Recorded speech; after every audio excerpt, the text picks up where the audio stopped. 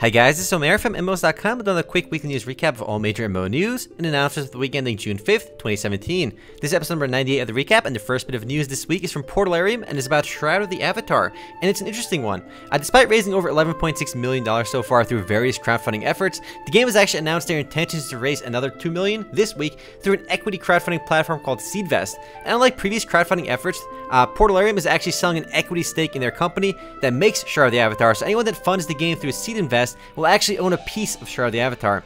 This is interesting because when you raise money on Kickstarter, you really don't have to say anything about your company's financials or anything like that. But when you're selling an ownership equity in your company, you have to reveal a lot more financial information, and some interesting data did come out of this.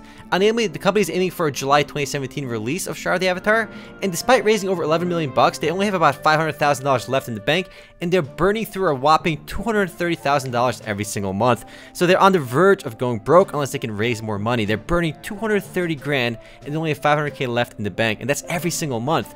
What's even more surprising to me, though, is that the company behind Shroud actually raised $2 million from private investors back in 2012, and the only reason they're going to equity crowdfunding sites like Seed Invest is because they can't raise money elsewhere. No company wants to give away their financials to the public if they don't have to, so it's clear to me that Shroud of the Avatar is in dire straits.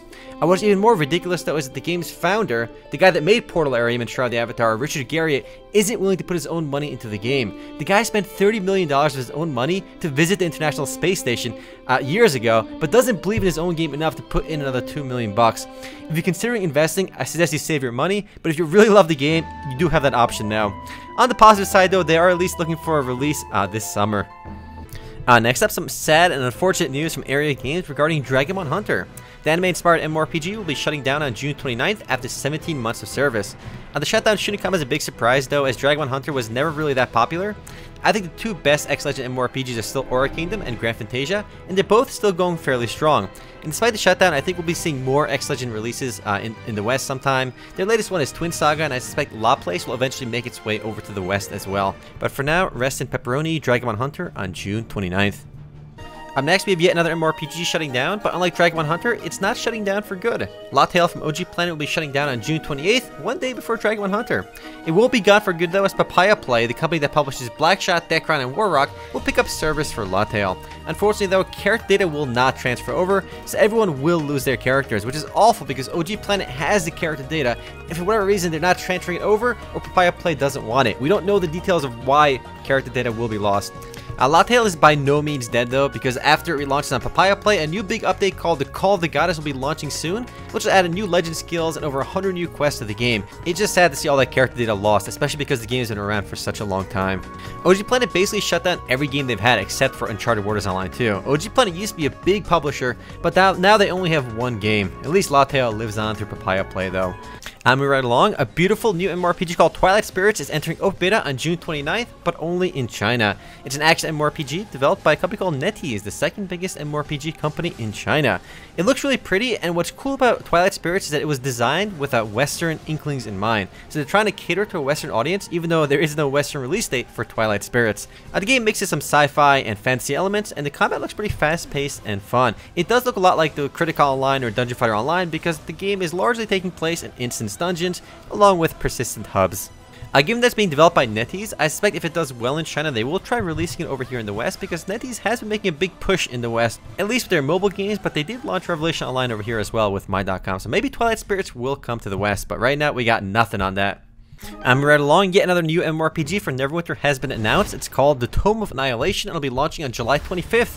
And with the Tome of Annihilation comes a new hub in the game called Port Nyazuru, I pronounced it horribly wrong, a new endgame dungeon, void hunts, exotic monsters, and much more.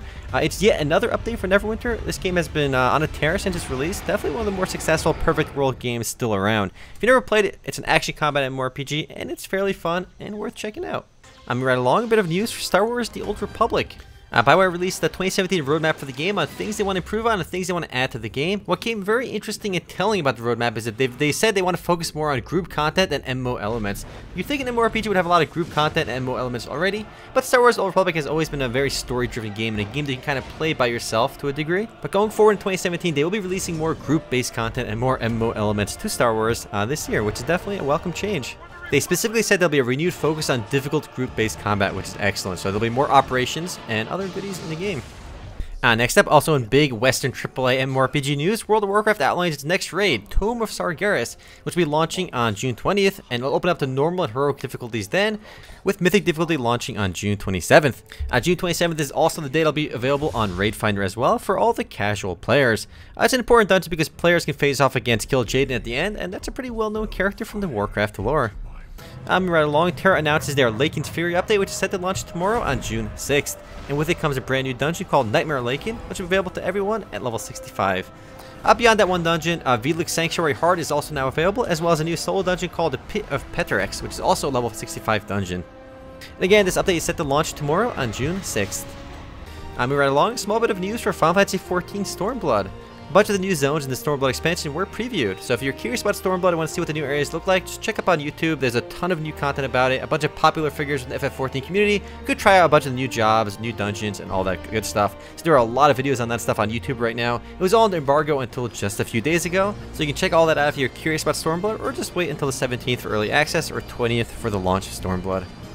Up next, one last thing about Black Desert Online's Steam release. The game sold over 300,000 copies of Steam on the first week of release, which is pretty incredible. That's quite a bit more than the original 100,000 people suspected based on Steam Spy data. So Black Desert is off to an excellent start on Steam. And beyond that, there's actually other Black Desert news, namely Pearl Abyss, the company that makes Black Desert, is considering an IPO, trying to sell shares to the public. And if that does eventually happen, we'll learn a lot more about the game's financials, which could be pretty interesting, but that's probably still a while away. Up next, upcoming MMO Seed scores additional funding from investors. Seed is an upcoming colony survival simulation MMO being developed by an independent German studio called Clang Games, and it's being powered by Spatial OS, the same engine used in Worlds Adrift. It's a sandbox MMO, but there's not too much known about the game. It's still probably pretty early on in development. It is clearly a very ambitious title though, because they've actually hired a Harvard law professor to help set up their in-game political system. That sounds pretty interesting, but we'll see where the game is going to go from here. You can see some gameplay footage in the background, so at least they have something, but I'm curious to see what this game actually plays like whenever it actually launches. I don't know the game's business model or when it's going to launch, so we will have to be patient for Seed. Up next, a small bit of news for Path of Exile, and I do mean a small bit of news.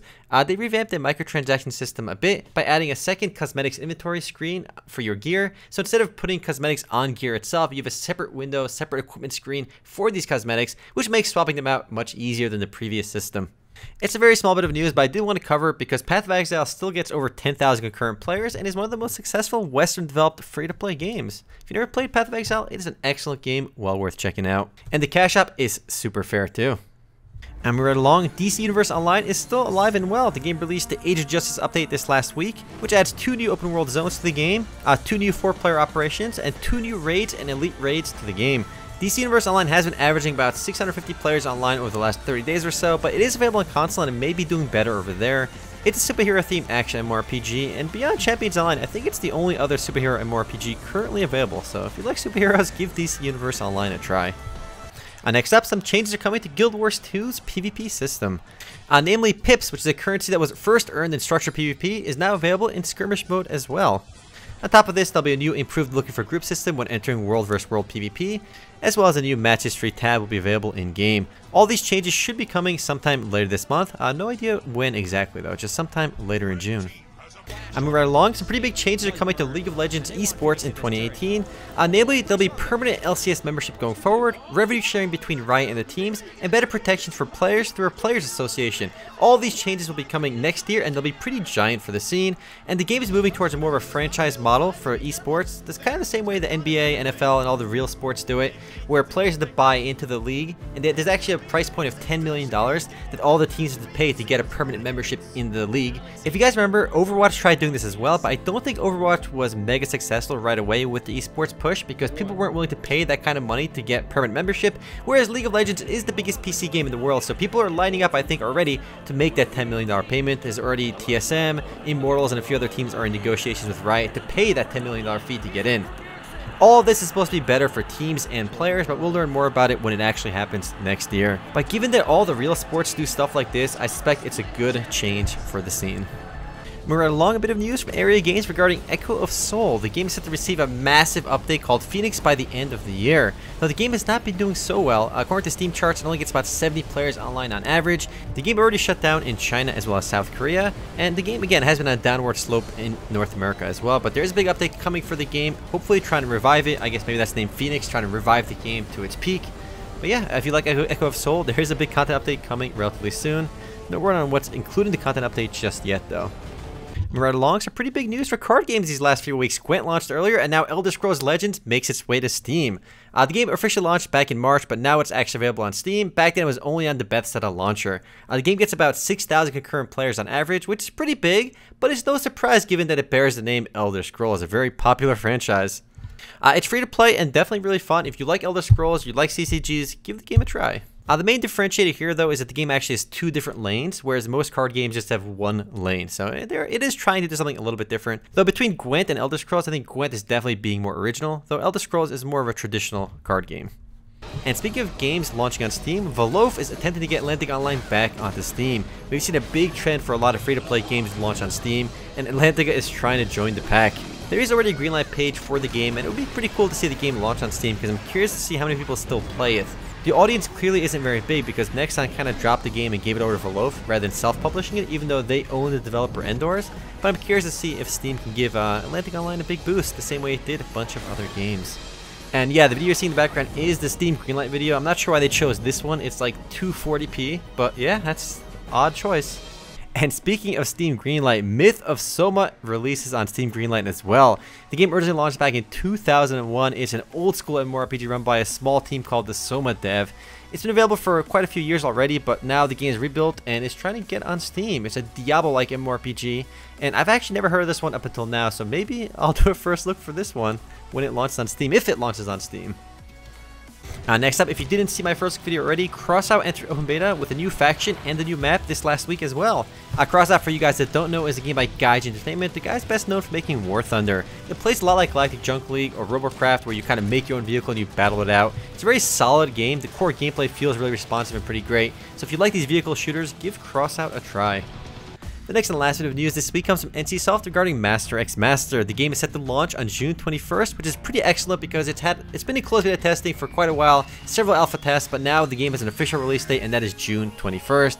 The core gameplay for Master X Master is actually innovative and different, as players can tag team between 2 characters at once in a MOBA/MMORPG hybrid. The core MOBA mechanics I think are great, though it does feel a bit weird to mix it with MMORPG elements. But anyway, you can give the game a try on June 21st.